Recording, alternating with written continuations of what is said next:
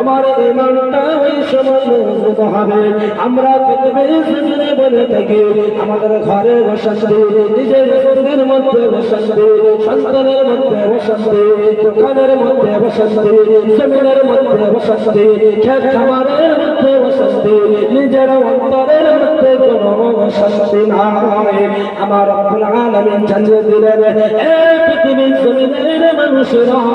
শুনে রেখে দাও, জেনে রেখে দাও, আমার রব্বুল আলামিন জানিয়ে দিলেন, ওয়া আকিমুস সালাতা ওয়া আতুজ যাকাতা ওয়ারকাউ মা'আর রাকিন। এই পৃথিবীর জমিনের মানুষেরা কারোর উপরে রাগ করে কোনো লাভ হবে না। আজকের প্রায় মুসলিমে দেখে যায়, কোনো ইমাম যদি না চলে যায়, কোনো ইমাম যদি না চলে যায়, আমরা তার উপর রাগ করি। কতজন ভালোবেসে অমুক কমিটির উপর রাগ, মসজিদের উপর রাগ, কার উপর তুমি রাগ দেখাচ্ছ? আল্লাহর ঘর তোমার কাছে কোনো অপমান করেননি, তোমার কাছে কোনো ভুল করেননি। যে ইমাম মসজিদে বানবে অবশ্যই আপনাদেরকে বোঝা উচিত, আল্লাহ বলেন ওই ইমামের পিছনে তোমরা নামাজ পড়ো। যে ইমামের একটা নয় দুটো নয় হাজার হাজার মুসলার জ্ঞান থাকবে, কোরআনটা শুনতে করবে, কোরআনটা সুন্দরভাবে করবে, তোমাদেরকে নামাজের কথা বলবে, কুনতুম খায়রা উম্মাতিন উখরিজাত লিন-নাস, ভালো কাজের আদেশ করবে, অসৎ কাজ থেকে তোমাদেরকে বারণ করবে। তুমি যত বড় মানুষ হও না কেন, কোরআনের হিসাবে তোমাকে চলতে হবে। আতুমিনুনা বিল্লাহ, আমাদেরকে আল্লাহর উপরে ঈমান আনতে হবে। এই দুনিয়ার মানুষেরা চুপ করে থাকলে হবে না, কেননা আমরা অনেকজন ভাবি মসজিদের উপর কমিটির উপর ইমাম সাহেবের উপর, কেননা আল্লাহ রাসূল জানিয়ে দিয়েছেন এই দুনিয়ার মানুষেরা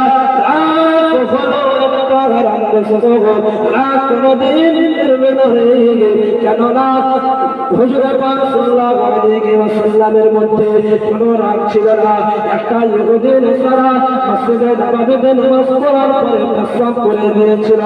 আল্লাহ রাসূল তাকে এমন ভাবে বলেছিল সে ইসলাম করেছিল। তাই জন্য যে ঘরে নামাজ নেই, আমি বলছি না, আমার আল্লাহর কোরআন বলছে ওয়া আকিমুস সালাত ওয়া আকিমুস সালাত ওয়া আকিমুস সালাত।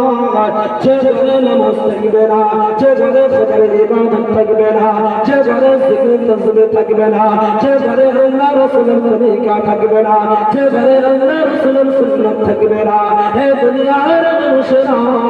সে ঘরটা হলো শুদ্ধ, সেই ঘরটা হলো মৃত, সেই ঘরটা হলো আসল কবর। যে ঘরে নামাজ নেই সেই ঘরটা কবর। সেই ঘরে কোনো দাম আছে? প্রত্যেকের গায়ের মুসলিমদের দাম আছে, প্রত্যেকের গায়ের মুসলিমদের দাম আছে। আমরা মুসলমান বলে দাবি করি, আমাদের মধ্যে নামাজ নেই কেন? নামাজ নেই কেন? আল্লাহ দুনিয়ার মধ্যে আমাকে আপনাকে প্রেরণ করেছে এই কারণে যে আমরা খোদার হুকুম প্রত্যেকটা পরিপূর্ণভাবে মেনে চলব। কেননা আজকের যদি আপনি ভাবে যে না আমি নামাজ পড়ব না, আজকের আপনি ভাবুন তো আপনার ঘরে মুসলমান, আপনার রসের মধ্যে বলবেন, আপনার ব্যবসার মধ্যে বলবেন, সারাদিন কত আনন্দ করে ঘুরছে, নিজের স্ত্রীর কাছে গিয়ে কি জন্য হচ্ছে? নামাজের কারণে। আল্লাহ রাসূল নিজে বলেন পবিত্র সবারে আমার উম্মতরা তোমরা নামাজকে যদি ধরে রাখো, আমি গ্যারান্টি চ্যালেঞ্জ করছি কোনদিন আমাদের ঘরে মুসিবত দূরের কথা, রোজির কোনদিন কমতি হবে না, ঝড় হবে না। সুবহানাল্লাহ।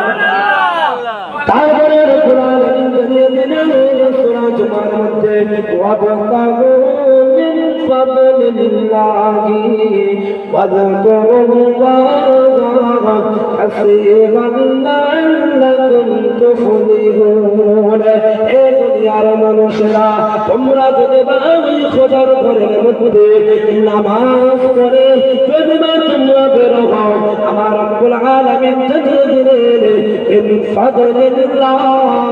তোমার রোজের ব্যবস্থা আমি করে দেব আমার ফেরেশতাদেরকে বলে দিয়েছি ওই ব্যক্তিটা নামাজ পড়ে মসজিদ থেকে বের হচ্ছে ফেরেশতা বলে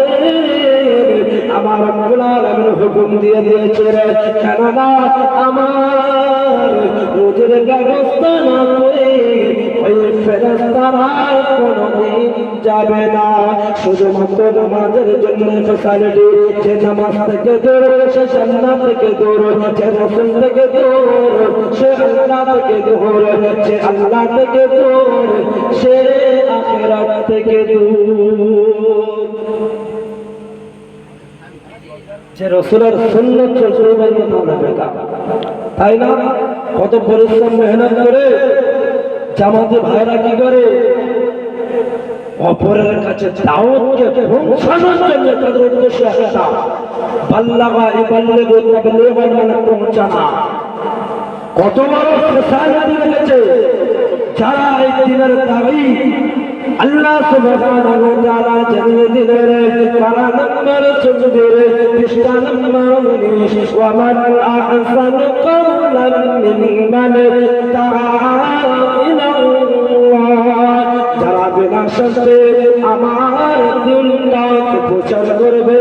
নামাজের দাওয়াত দেবে আমার রব্বুল আলামিন জানিয়ে দিলেন পারা নম্বর 11 পৃষ্ঠা নম্বর 3 সূরার নাম সূরা তাওবা إن الله اشترى من المؤمنين أنفسهم وأموالهم بأن لهم الجنة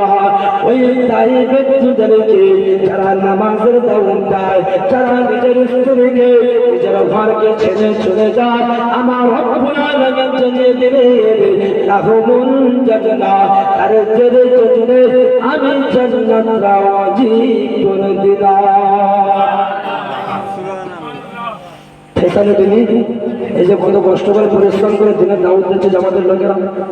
তাদের জন্য জান্নাত রেখেছে জান্নাত শুধু জান্নাত না তোমাকে যে একটা ঘর দেওয়া হবে আল্লাহ সুবহানাহু ওয়া তাআলা তার রাসূলের মাধ্যমে জানিয়ে দিলেন তুমি নামাজ পড়বে আনআমতা আলাইহি তোমার জন্য আমি পুরস্কার রেখে দিয়েছি বান্দা ইয়া আইয়ুহাল ইনসানু মা গাররাকা বিরাব্বিকাল কারীম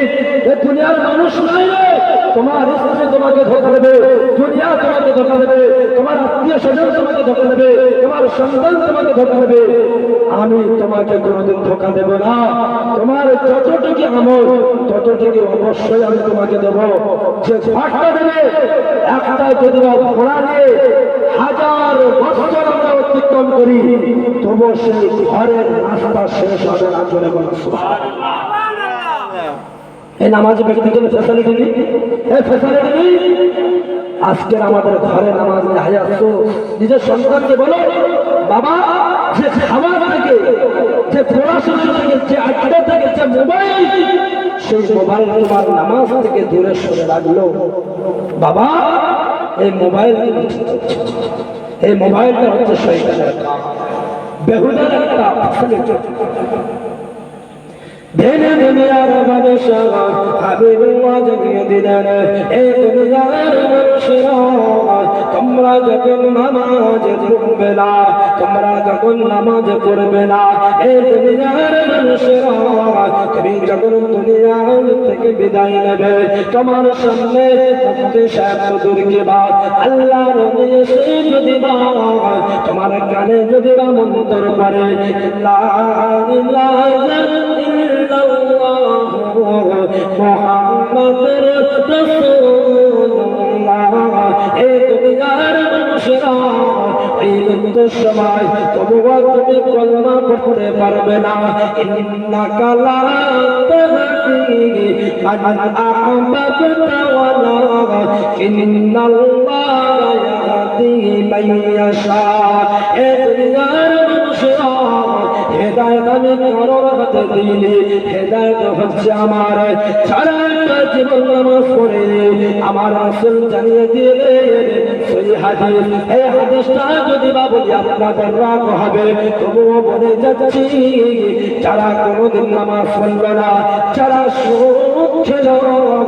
যারা আগুনটাকে নিচ্ছে